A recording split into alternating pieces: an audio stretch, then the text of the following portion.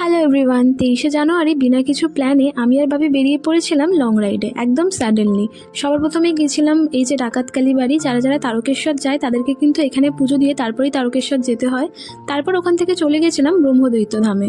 আমি এখানে এর আগেও এসেছি আর সেদিনকার একটা লং ভিডিও আমার চ্যানেলে অলরেডি আপলোড করা আছে, আমি সেটার লিঙ্কটাও অ্যাটাচ করে দিচ্ছি, তোমরা চাইলে দেখতে পারো। এর আগেও বাপিও এসেছে, কিন্তু আমরা দুজন একসাথেই প্রথমবার গেছিলাম।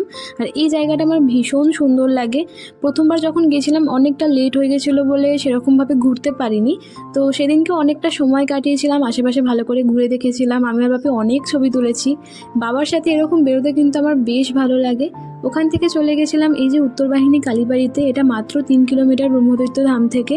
তো এখানে তখন বন্ধ হয়ে গেছিলো বলে এখানটা ঢুকতে পারিনি, তোমরা চাইলে এখানেও ভিজিট করতে পারো। তারপর ওখান থেকে চলে গেছিলাম আমিনিয়াতে। আমাদের প্ল্যান হয়ে গেছিলো রাস্তায় যে আমিনিয়া যাব, আর শুভ আমাদেরকে জয়েন করেছিল। এরকমভাবে সুন্দর একটা সময় কাটিয়েছিলাম। ওকে, বাই।